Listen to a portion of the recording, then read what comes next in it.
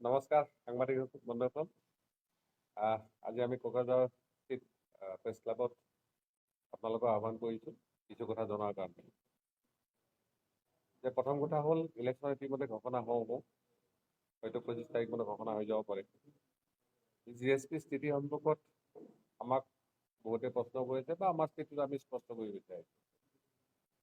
এইবাৰ BTC 2025 ইলেকশ্যনত আমাৰ প্ৰায় 15 পৰা 20টা কেণ্ডিডেট দিয়াৰ কাৰণে অলৰেডি প্ৰিপেৰেশ্যন প্ৰায় সম্পূৰ্ণ হৈছে। আজি আমি আপোনালোকৰ সন্মুখত বিশেষকৈ আমাৰ 3জন প্ৰাৰ্থীৰ নাম ঘোষণা কৰিব ওলাইছোঁ। আমাৰ দিহিৰাৰ এগ্ৰেছিভ যিজন GM আগৰ EM, তেওঁক আজি আমি আনুষ্ঠানিকভাৱে GSP পাৰ্টিৰ ফালৰ পৰা দিহিৰাৰ কাৰণে কেণ্ডিডেট ঘোষণা কৰিলোঁ। 2 নম্বৰতে আমাৰ মৃদুল দাস, তেখেত আগতেও মানে ইয়াত ইলেকশ্যন খেলিছিল কোকৰাঝাৰ 2015 দতমাৰ পৰা।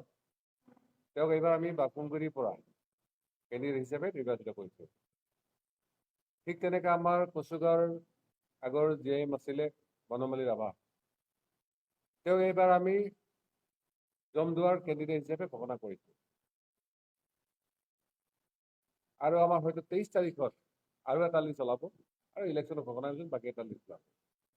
বিশেষকৈ কোকৰাঝাৰত যি 12টা সমষ্টি আছে, 12টা সমষ্টিৰ ভিতৰত মোটামুটি আপোনাৰ গুমা বাদ দি শ্ৰীৰামপুৰ বাদ দি পূৰ্বজৰা আজিলৈকে আমি সিদ্ধান্ত লোৱা নাই। গুমা, ফকীয়াগাম, জমদুৱাৰ, চৰাইবিল, কচুগাঁও, দতমা, ফকীয়াগাম, থালাকাঠি আৰু বাখংগুৰি, এইকেইটাত মোটামুটি আমাৰ কেণ্ডিডেট দিয়া সম্পৰ্কত প্ৰায় ফাইনেল সিদ্ধান্তত আমি উপনীত হৈছোঁ। ঠিক তেনেকৈ আমাৰ চিৰাঙত 13 নং চিৰাংদুৱাৰ, 13 নং চিৰাং, খৰিবাৰী, আকৌ মানস চেফা, এই 3টাত প্ৰায় আমাৰ কেণ্ডিডেট ৰেডি হৈছে। আমি হয়তো নেক্সট ঘোষণা কৰিব পাৰিম। ঠিক তেনেকৈ আমাৰ বাক্সাত মথনগুৰি, ককলাবাৰী, যিহেতু আমি ঘোষণা কৰিলোৱে, এইকেইটা সমষ্টিত মানে কেণ্ডিডেট মোটামুটি আমাৰ ফাইনেল হৈ আছে। ঠিক তেনেকৈ আমি তামোলপুৰ যদি যাওঁ, বাগানপাৰা আৰু নাগৰিজনী, তাত আমাৰ কেণ্ডিডেট অলমষ্ট ফাইনেল হৈছে। আমি নেক্সট ঘোষণা কৰি দিম। ঠিক ওদালগুৰিত আমি 10টাৰ ভিতৰত বিশেষকৈ ননৈ চেৰফাং,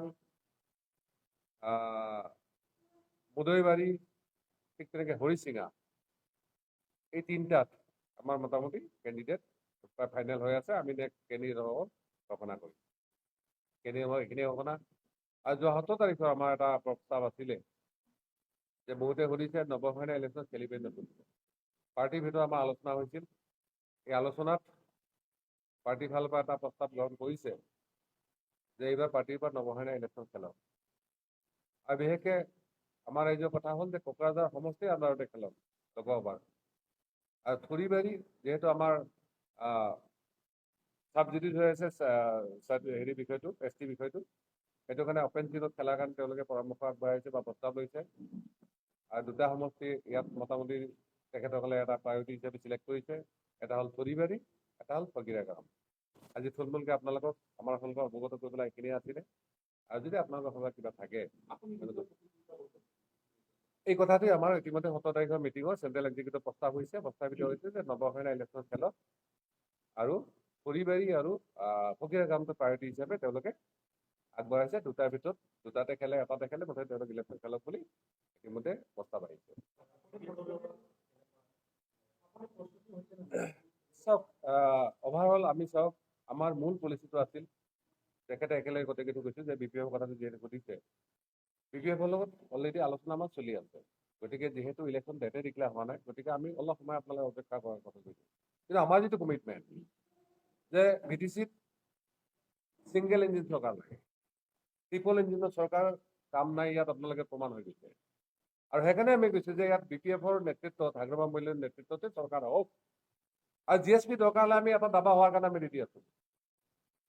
সেইকাৰণে আমি প্ৰথমতে কৈছোঁ যে আমি অপেন এলায়েন্সৰ প্ৰস্তাৱ দিছিলোঁ। আৰু অপেন এলায়েন্স অলৰেডি হোৱাৰ সম্ভাৱনাটো কমি গৈছে। আপোনালোকে জানে যে 22টা চিট ঘোষণা কৰিছে। তথাপিতো সময় আছে, মই আজি নকওঁ, একেবাৰে ডিনাই কৰা কণ্ডিশ্যন হোৱা নাই।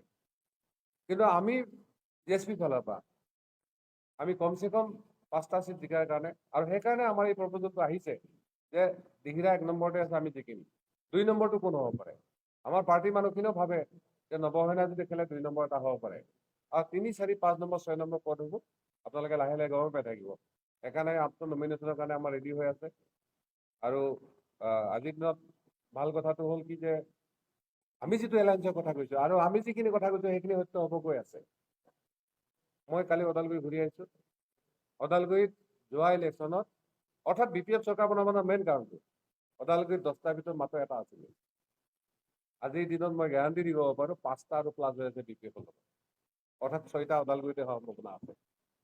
2 নম্বৰতে আমাৰ তামোলপুৰ তেওঁলোকৰ এটা আছিল মাত্ৰ। এইবাৰ সেইটো এটাৰ লগত আৰু 3টা প্লাছ হ'ব গৈ আছে। আমি সম্ভাৱনা গৈছো, কিন্তু এইটোৱে গৈ কেনে শেষত হ'ব, আপোনালোকে চাই থাকিব। ঠিক তেনেকে আমাৰ বাক্সাত তেওঁলোকৰ এটা চালবাৰীটো আছিল, কিন্তু আজিৰ দিনত মোটামুটি প্ৰায় বেলেঞ্চত আহি গৈছে মথনগুৰি। ঠিক তেনেকে ককলাবাৰীও হয়তো GSP আৰু মানে BPFৰ মাজতে হয়তো শেষত গৈ আমাৰ বন্ধুৰ মাজতে হয়তো হেৰি হৈ যাব পাৰে। ঠিক তেনেকে আমাৰ মচলপুৰটো কিন্তু BPFৰ আজিৰ দিনত জিকিব পৰা কণ্ডিশ্যন হৈছে। এই ধৰণৰ অৱস্থাটো হৈছে। সেইকাৰণে আমাৰ অপেনলি এলায়েন্স হওক নহওক এইটো কোনো কথা নাই। আমি যিখিনি কথা কৈছো আমাৰ ষ্টেণ্ড তাতে আছে। আৰু টোটেল কথাখিনি আমি যেতিয়া ইলেকশ্যন ঘোষণা হ'ব, সকলোৱে যেতিয়া সিদ্ধান্ত পেলাই আহিব, তেতিয়া আমি ঘোষণা কৰিব পাৰিম।